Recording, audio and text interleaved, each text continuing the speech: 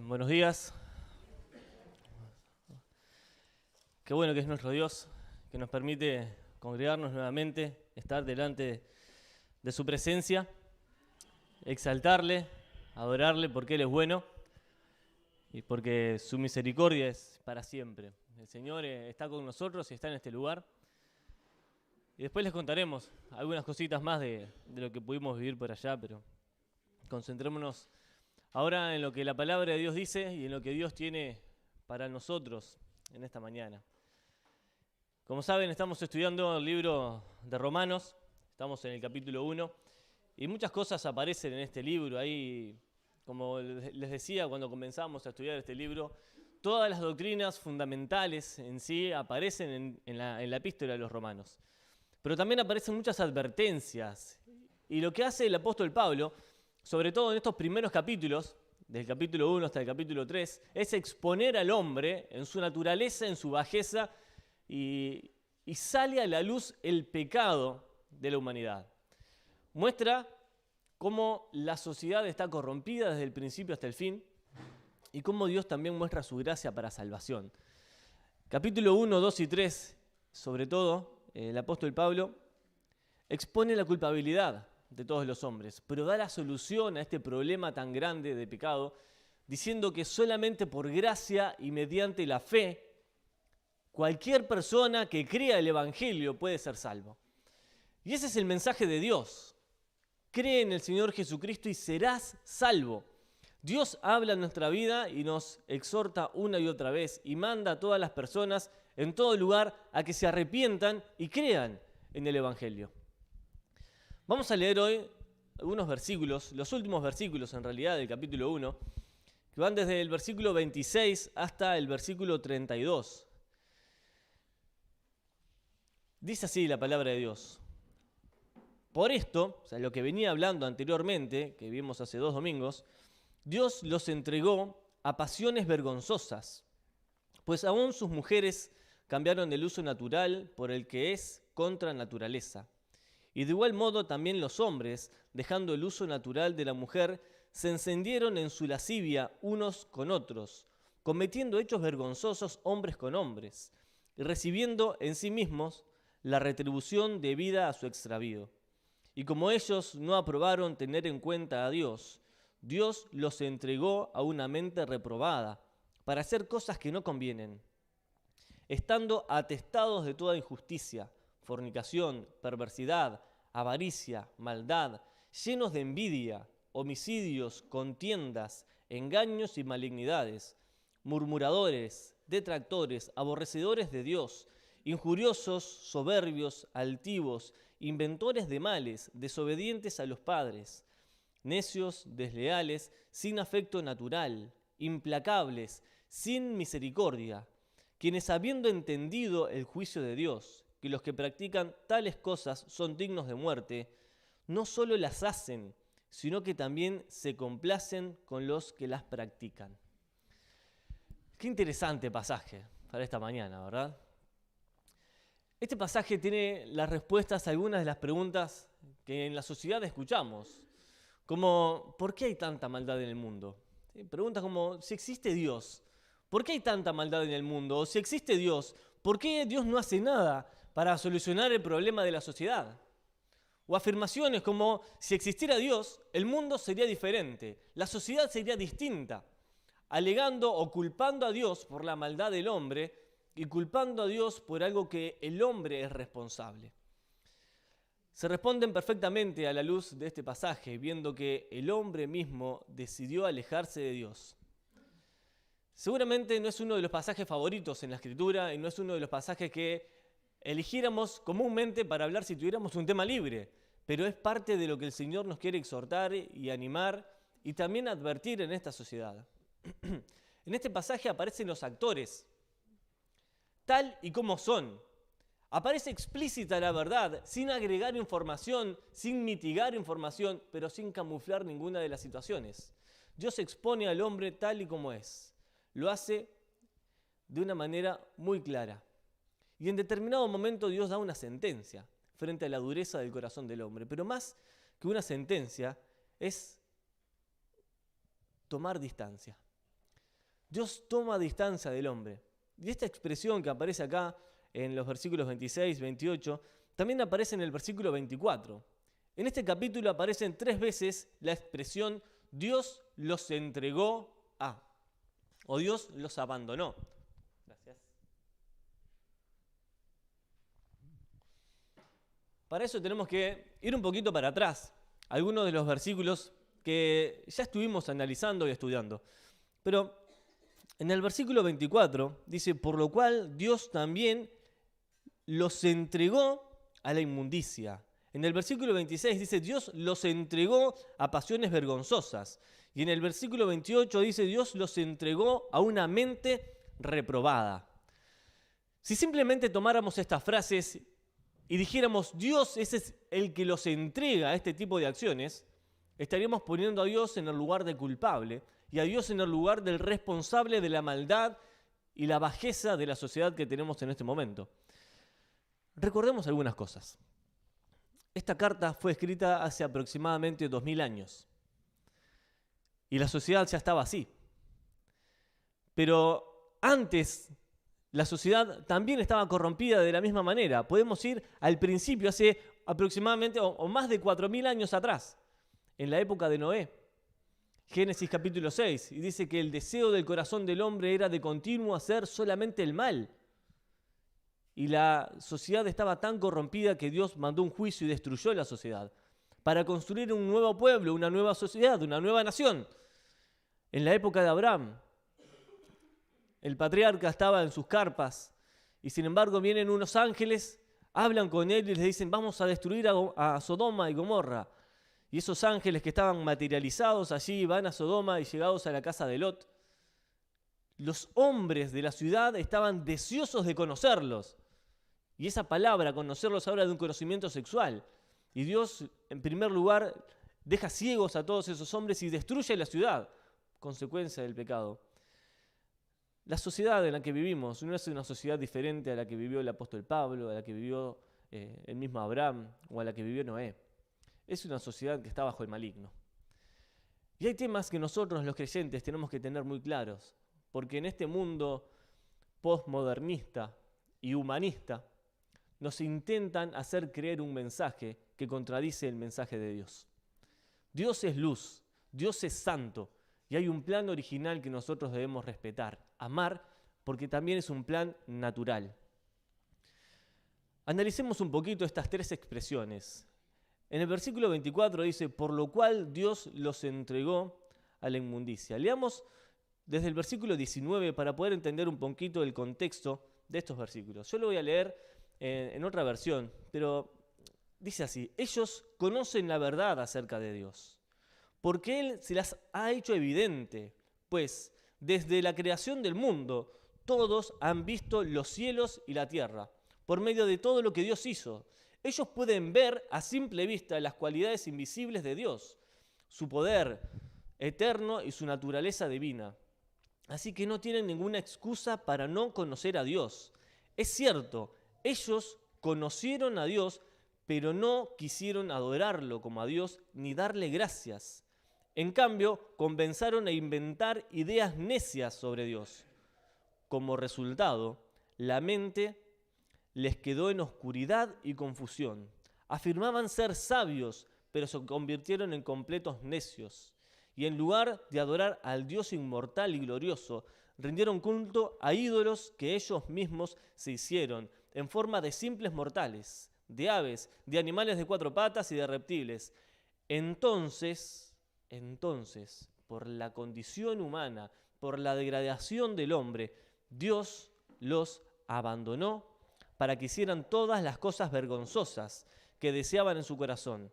Como resultado, usaron sus cuerpos para hacerse cosas viles, degradantes entre sí. Antes de cada una de estas sentencias, Dios da la razón por la cual actúa de esa manera, como si Él nos tuviera que dar explicaciones, dado que Él no tiene que darnos explicaciones, simplemente la da para que nosotros conozcamos su proceder y su carácter también. El mundo entero está bajo el maligno y cada una de las personas de este mundo, si no está en Cristo, es enemigo de Dios y enemigo de la cruz. y desenfrenados en el deseo pecaminoso, Dios en un determinado momento dice, bien, ¿quieren ir en contra de mi voluntad? ¿Quieren ir en contra de mi santidad? ¿Quieren ir en contra del plan divino? ¿Quieren abandonar los principios? ¿Quieren darme la espalda? Vayan. Háganlo. ¿Eso es un acto malo de parte de Dios? El mundo entero culpa a Dios por la maldad del hombre, pero el hombre es el que decidió en primer lugar darle la espalda a Dios. Entonces Dios los abandonó, los entregó para que hicieran esas cosas vergonzosas. Habiendo conocido a Dios, no le glorificaron como a Dios, ni le dieron gracias. Se envanecieron en su corazón, su necio corazón fue entenebrecido, se hicieron necios, cambiaron la gloria de Dios por la gloria de los hombres. Todo el mundo conoce la existencia de Dios, porque la creación evidencia la acción de un creador. No hay creación sin creador. El mundo entero, todo lo que nosotros conocemos, de algún lado salió, y la ciencia misma es la que avala la existencia de un creador. Y muchas veces, a lo largo de la historia, se ha ido cambiando la razón por la cual se explica la existencia o el principio de la creación y del mundo entero. Pero Dios sigue siendo la explicación real de todas las cosas. Y llegó un momento que el mundo se dio cuenta que aún la ciencia afirmaba la veracidad y la existencia de Dios, y que Dios era el creador de todas las cosas. Entonces cambian las reglas de juego. Y ya no importa lo que Dios es, no importa lo que la ciencia dice, sino lo que cada uno piensa, sienta y apruebe. Entonces vivimos en un mundo postmoderno donde lo que prima es el sentimiento. Y lo que yo siento es lo que vale y no importa lo que sientan los demás. Entonces dejamos las verdades de lado y solamente importa lo que cada uno sienta en su propio corazón. ¿Y qué hace Dios? Dios dice, bien, ¿quieren ir por ese camino? Sigan adelante. ¿Quieren alejarse de mí? Háganlo. Dios da el permiso. Eso no significa que Dios lo quiera. Ahora bien, en medio de todo esto, Dios quiere darle oportunidades al hombre. Cuando Dios abandona, no significa que deja sin efecto su obra, o que no quiere hacer volver el corazón del hombre a su propio corazón, sino que vez tras vez Dios puso su mano para que el hombre no se caiga, lo sostuvo para que el hombre no se caiga, trató de frenarlo en su desenfreno, pero el hombre siguió tratando de alejarse de Dios, y Dios le dijo, está bien, sigan adelante. Y hermanos, hoy tenemos una sociedad que apunta directamente en contra de Dios y sus principios. Y como no quisieron reconocer a Dios, Dios les dejó que sigan en sus pasiones desordenadas. Dios les dejó seguir en sus propios deseos. Y la situación solamente empeoró. Solo empeoró. Ahora llegamos al versículo 26.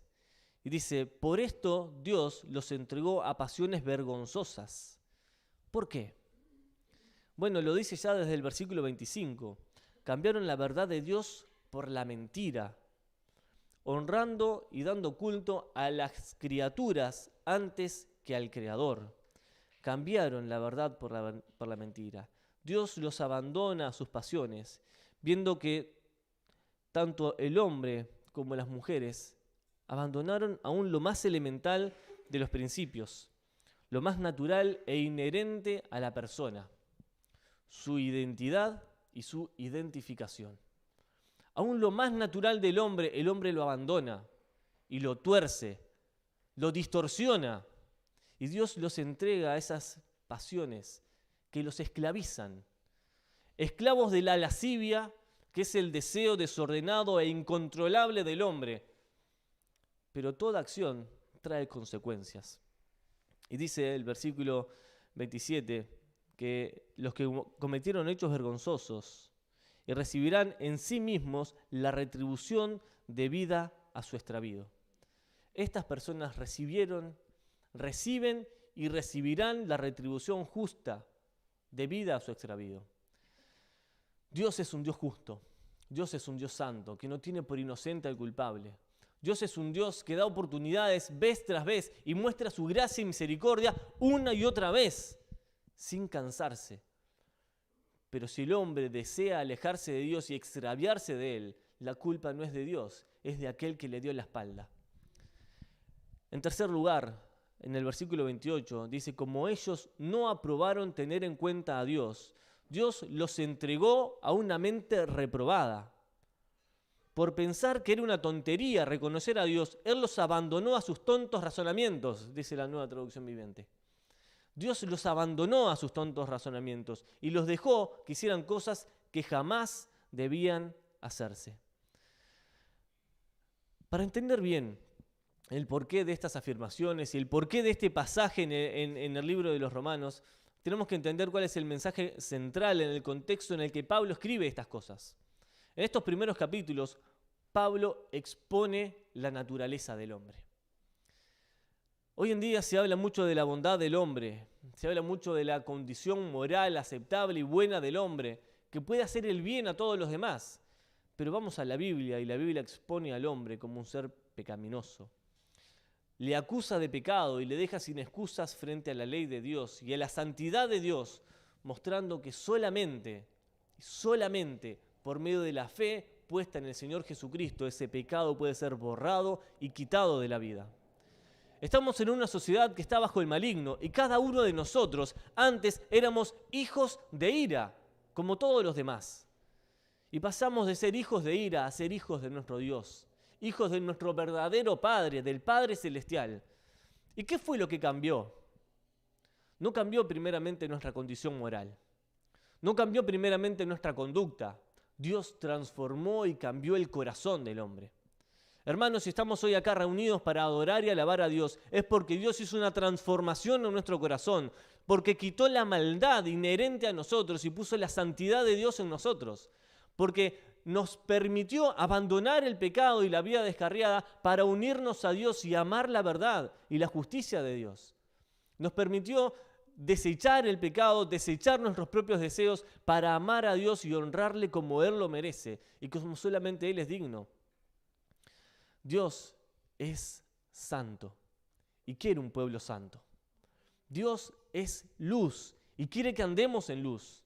Dios es verdad y quiere que hablemos la verdad. Dios muestra que solamente la fe en el Señor Jesucristo produce estas acciones en nosotros. No es algo natural del hombre, no es algo natural de nosotros mismos el querer acercarnos a Dios. Cuando Jesús vino al mundo, el reino de los cielos se acercó, porque Él tomó la iniciativa de acercarse a nosotros, de venir a buscarnos, a reconciliarnos con Él. Ahora, solamente la gracia de Dios es suficiente. Solo por gracia. No estamos en este mundo para juzgar o condenar al mundo, pero estamos en este mundo para hablar de la gracia y la gloria de Dios. Si estamos aquí es porque el Señor quiere hacer una obra con su iglesia y por medio de su iglesia. Si estás en este lugar es porque Dios te ha traído para transformar tu vida, porque lo sigue haciendo y sigue obrando en el corazón que lamentablemente se ha separado de Dios muchas veces. Dios es suficiente. Siendo justificado todo hombre por la fe y no por las obras, alcanzamos salvación mediante la fe en nuestro Señor Jesucristo. Podemos dar gloria a Dios por la seguridad que tenemos en Él. Podemos alabar su nombre porque estamos seguros en Cristo. Pero aparecen algunos conceptos que tenemos que tener muy claros. Que tenemos que ver bien qué es lo que Dios dice acerca de la condición del hombre, de la naturaleza del hombre, que es inherente a nosotros. ¿Qué define a un hombre y a una mujer? ¿Qué define nuestra naturaleza o nuestra orientación? No es simplemente el sentimiento, sino lo que Dios estableció que seamos. Y en estos versículos, en el versículo 26, expone algo que hace muchos años era totalmente repudiado y que la sociedad misma lo negaba y no quería que floreciera. Pero el posmodernismo y este humanismo en el que vivimos ahora lo alaba, lo aplaude y lo fomenta. Cuando el hombre voluntariamente se aleja de Dios, entra en un estado de inmoralidad espiritual y todo lo que conlleva con eso. Esto es afirmado por Dios al decir que lo abandona a esa vida. Dios lo abandona a esa vida de inmoralidad, no porque Dios no quiera que se arrepienta, sino porque Dios dio libertad al hombre para que decida. Y nos ha dado libertad a cada uno de nosotros para que decidamos qué hacer con nuestra vida y en las manos de quién ponerla. Los deja entrar en una esfera de pasiones vergonzosas. Cada uno en mayor o menor medida, pero entra en una esfera de pasiones vergonzosas. Cuando el hombre no vive conforme a la voluntad de Dios, es entregado al pecado. Vivir conforme a la voluntad de Dios es negarnos a nosotros mismos y entregarnos a Cristo. Pero vivir en contra de su voluntad es entregarnos al pecado.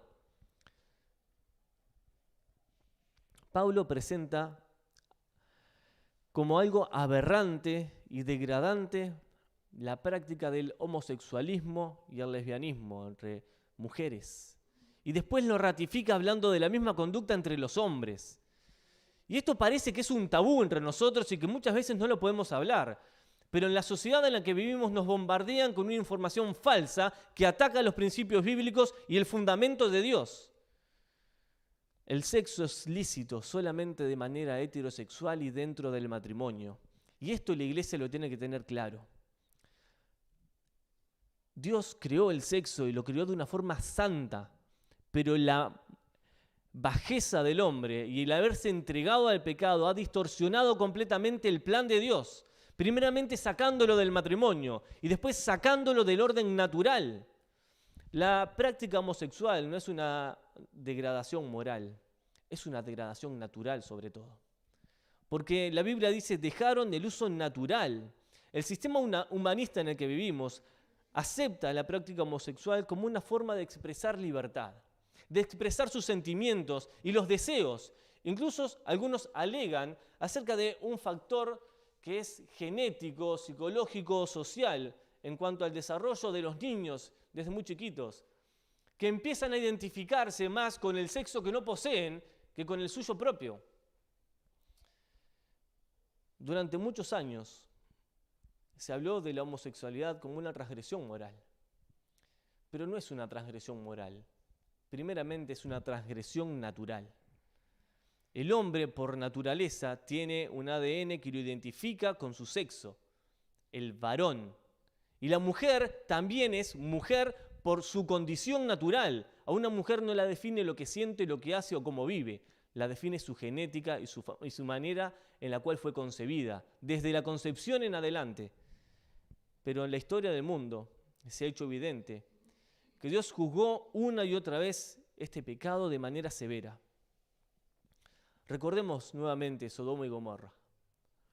Era evidente el homosexualismo en esas ciudades, al punto de que los hombres estaban desenfrenados en contra de esos ángeles materializados que tenían forma humana y querían tener relaciones sexuales con ellos. Y lo único que querían era acostarse con esos hombres y hacerle cosas viles. Y Dios trae un juicio y destruye por completo esa ciudad. Podemos pensar que tal vez, bueno, como es el apóstol Pablo el que escribe esto, y era un judío muy riguroso, tal vez, bueno, se le fue un poco la mano con lo que estaba diciendo. Pero el apóstol Pedro habla de lo mismo en su segunda epístola. Y Judas, en el versículo 7, condena directamente esta expresión. Ahora, el cambio de las relaciones naturales por las antinaturales es una relación vergonzosa. Y el apóstol Pablo y Dios mismo condena estas prácticas. Hermanos, la iglesia no está en contra de las personas, está en contra de estas prácticas pecaminosas que degradan el carácter humano y que degradan nuestra propia naturaleza. Y nosotros tenemos que desechar todo esto. Levíticos 18:22 dice, no te echarás con varón como con mujer, es abominación. El mundo humanista, posmodernista, es necesario que los cristianos entendamos que la única verdad está en la Escritura. Acá está la verdad de Dios. Acá está la verdad que nosotros tenemos que creer y enseñar. Tenemos niños alrededor nuestro y tendremos hijos, algunos de los que estamos acá. Y el Señor nos va a permitir educarlos y enseñarles conforme a la luz de su palabra y no conforme a las prácticas de este mundo. Pero para eso la iglesia tiene que tener bien clara que la verdad está en la Escritura, en la palabra de Dios, y no en la sociedad y en el humanismo que nos atormenta todo el tiempo y que nos agobia. La Escritura llama a las cosas por su nombre y no para tomar la forma de este mundo. La Escritura no se conforma al modo del pensamiento del hombre, denuncia, por tanto, la orientación de estas cosas. Ahora, Dios no condena la orientación de las personas, sino la práctica de la homosexualidad como un pecado, que es una transgresión natural. La consecuencia del pecado vendrá. Todo pecado tiene consecuencias. A ver, nosotros no odiamos a las personas que tienen este tipo de prácticas, les amamos porque Dios les ama. Y necesitamos mostrarles amor y predicarles el evangelio de la gracia de Dios, así como cualquier otro, porque ninguno decide con qué pecado luchar, pero todos tenemos pecados que abandonar. Ahora, no vamos a aprobar ni fomentar ningún tipo de pecado, pero este pecado en particular Dios lo condena. Y más de una vez en la historia aparecen estos juicios de Dios frente a las personas así. ¿Qué es lo que Dios quiere que hagamos? En primer lugar, que conozcamos la verdad y la defendamos. Que exaltemos el nombre de Dios y el plan de Dios, el diseño original, lo que Dios ha establecido una vez y para siempre, sin avergonzarnos.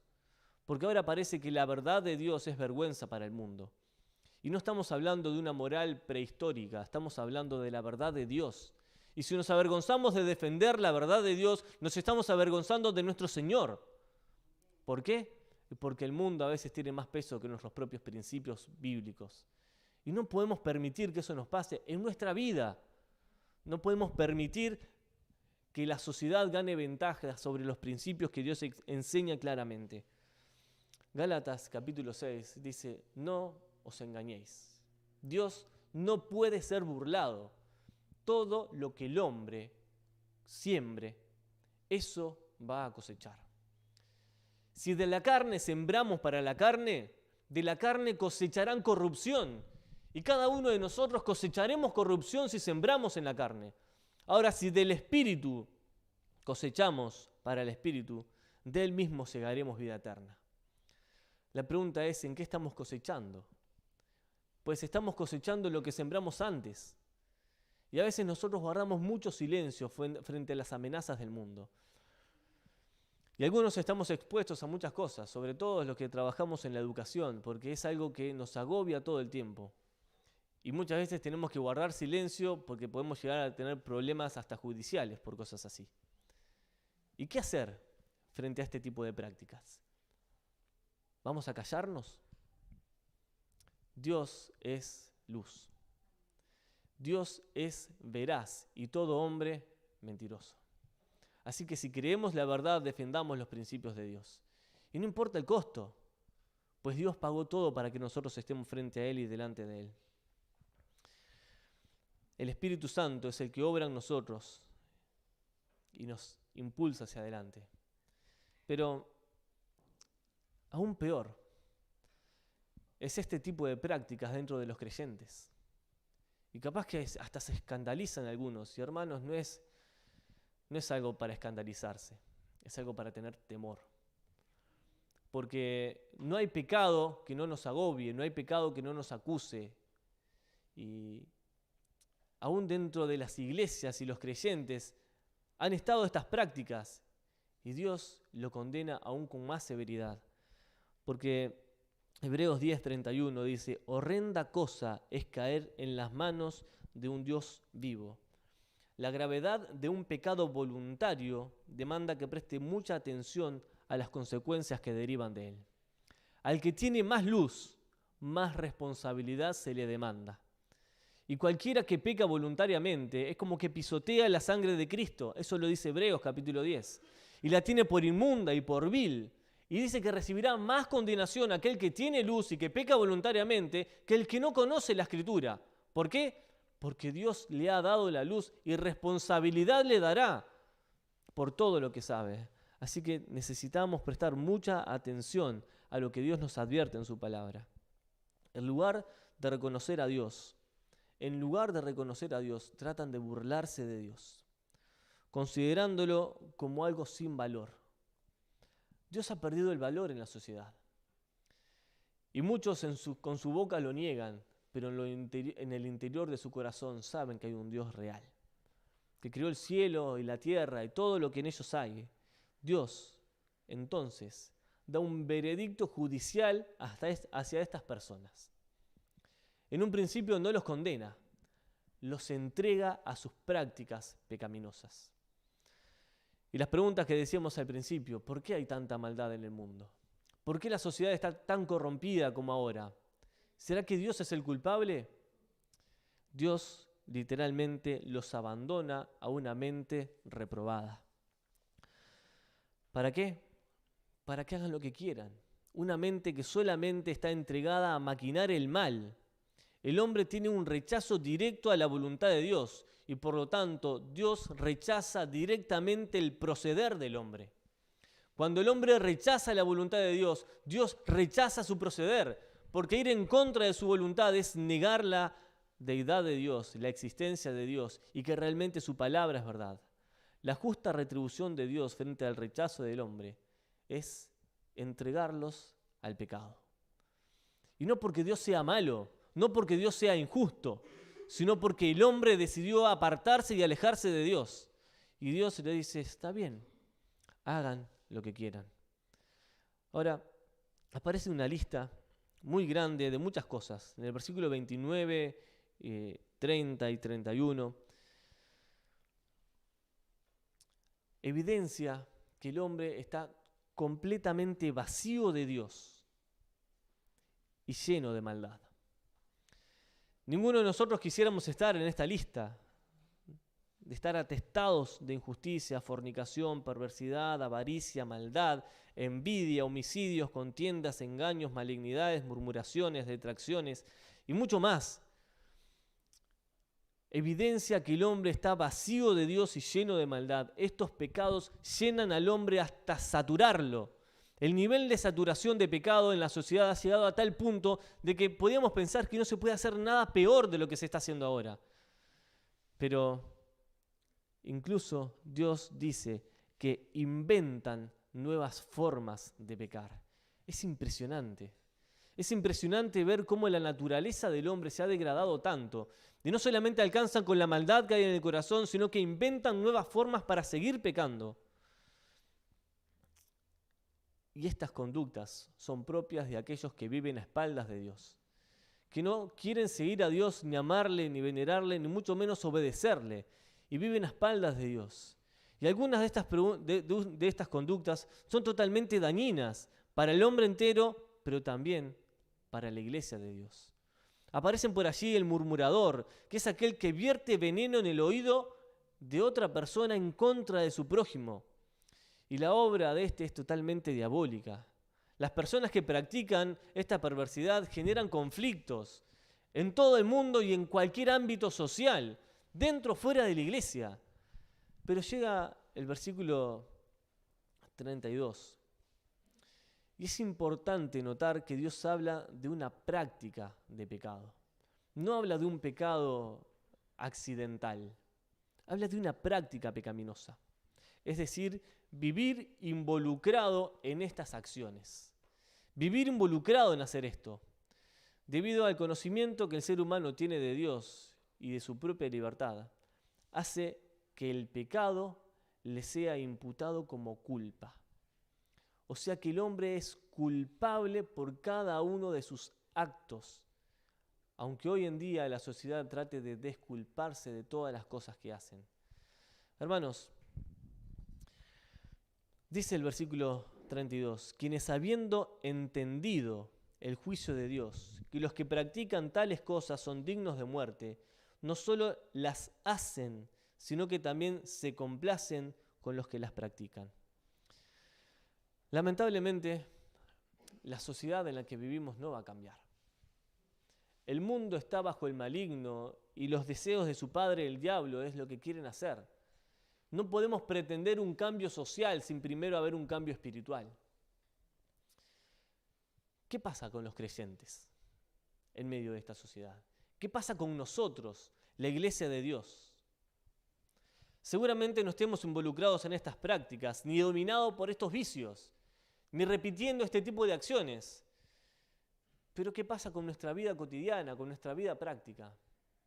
Ninguno de nosotros podemos decir que no tenemos pecado, pues 1 Juan 1:10 dice que el que dice que no tiene pecado le hace a Dios mentiroso. Por lo tanto, todos tenemos pecados, pero tenemos la oportunidad y la obligación de confesar nuestro pecado y apartarnos de él. 1 Juan, capítulo 1, versículo 9. Si confesamos nuestros pecados, Él es fiel y justo para perdonar nuestros pecados y limpiarnos de toda maldad. No hay pecado que Dios no pueda limpiar, no hay pecado que Dios no pueda perdonar, no hay conducta que Dios no pueda cambiar. No hay estado de ánimo que Dios no pueda animar, no hay prácticas en nuestra vida que Dios no pueda quitar de nosotros. Pero tenemos que tener bien claro que la santidad de vida no es una opción, sino la única expresión posible de la vida cristiana. En un mundo que está viciado de pecado, la santidad de la iglesia es la única expresión posible de la vida cristiana. ¿Cómo vamos a mostrar que realmente somos hijos de Dios? Y en primer lugar, viviendo en santidad. Al mundo le va a llamar la atención la santidad del pueblo de Dios. Si vivimos en santidad, el creyente que está en Cristo está llamado a tener una vida santa. A causa de vivir a Cristo. Si vivimos a Cristo, el pecado se va a alejar de nosotros. Si vivimos a Cristo vamos a mostrar y nada de lo de este mundo nos va a poder contaminar. Pero entendamos bien esto. La santidad no es una opción de vida, sino la razón misma de la vida cristiana. La santidad es la razón misma de la vida cristiana, no es una opción de vida. Si realmente tenemos a Cristo, necesitamos vivir en santidad y apartarnos del pecado y alejarnos de él. Pero tenemos que tener bien claros los principios bíblicos y lo que Dios quiere expresar a través de ellos. El mundo aplaude el pecado y lo alaba, pero los creyentes no podemos hacer lo mismo. No debemos apoyar este tipo de prácticas ni sumarnos a este tipo de movimientos. Examinemos nuestro corazón.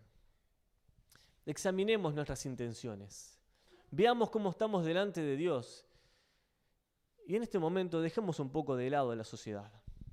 Un poco de lado todo este pasaje que expone algo que no queremos ver, pero que es real. Expone la maldad que hay en el corazón de cada uno de nosotros. Que gracias al poder de Dios y a la sangre de Cristo hemos sido limpiados y todo ese pecado ha sido quitado de nosotros, pero ninguno de nosotros está libre de esto, solamente Cristo nos hizo libres. Así que hermanos, examinemos el corazón. Y no solo el corazón, sino todo nuestro cuerpo. Y quitemos todo lo que deshonra a Dios. Cortemos todo lo que deshonra a Dios. Cortémoslo de nuestra vida, saquémoslo y vivamos una vida santa que le agrade. Termina diciendo el capítulo 1 que estas personas que viven en pecado no solo se complacen en el pecado, sino que también se complacen con los que practican el pecado, se motivan a hacerlo, unos a otros. Que el orgullo no gane ventaja en nuestra vida. Hay veces que nosotros tenemos prácticas que no queremos cambiar o tenemos cosas en nuestra vida que no queremos quitar por orgullo. Porque decidí vivir así y nadie va a cambiar lo que yo pienso y eso es orgullo. ¿Qué ventaja tiene lo carnal frente a lo espiritual? ¿Qué estamos haciendo cuando dejamos que aflore nuestra vieja naturaleza en lo que Dios hizo nuevo?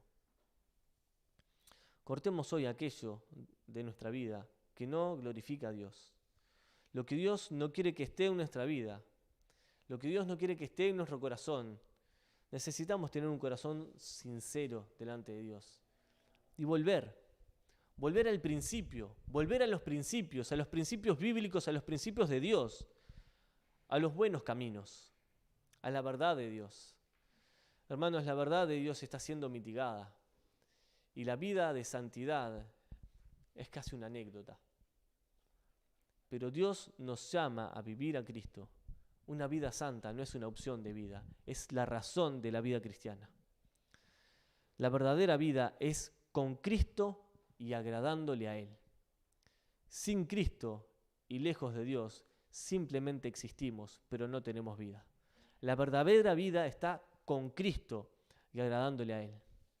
Necesitamos una iglesia que esté firme, firme en la verdad de Dios, firme en los principios de Dios, firme en el conocimiento de su palabra. Que no vivamos de lo que nos cuentan, que vivamos de lo que Dios nos dijo por su palabra. Y si Dios señala en nuestro corazón una práctica, una conducta o un pecado en nuestra vida, y no lo quitamos y no lo cortamos, estamos siendo orgullosos y nos estamos envaneciendo, y lamentablemente ese pecado tendrá consecuencias. ¿Qué vamos a hacer con Cristo? ¿Qué vamos a hacer con lo que el Señor nos pide que hagamos?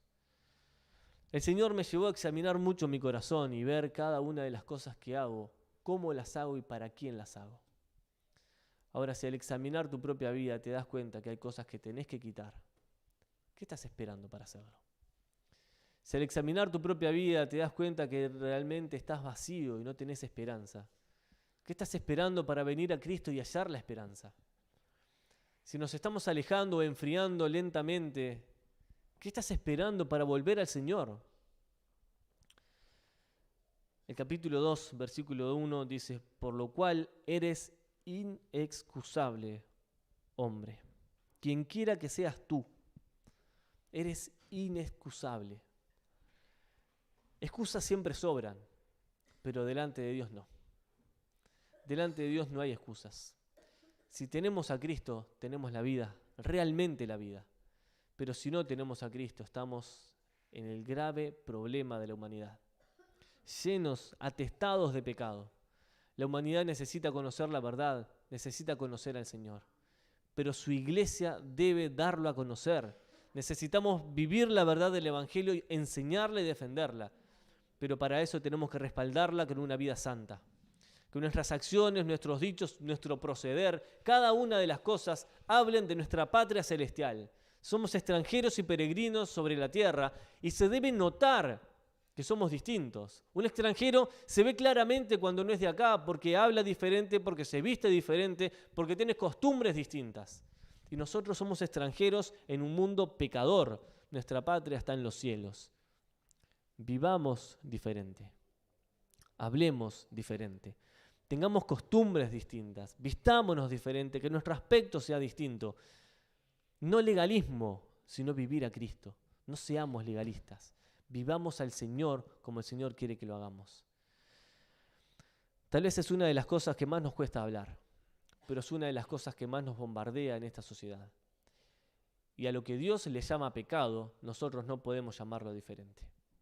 Hermanos, vivamos en la luz de Dios y vivamos a Cristo. Vengamos a Él, a la piedra viva, a la fuente inagotable de vida eterna, para saciarnos. Y día tras día volvamos a Él, a santificarnos, a confesar nuestros pecados y a reconciliarnos con Él cada vez que pecamos, porque no estamos exentos de pecar, pero tenemos la oportunidad de reconciliarnos con el Señor. Oramos. Nuestro Padre y bendito Señor, estamos ante ti con mucho temor, Dios, porque eres el Dios santo, el Dios eterno, el Padre eterno, el Dios justo y verdadero. Aquel que ha lavado nuestros pecados con su sangre, que nos ha limpiado de toda maldad.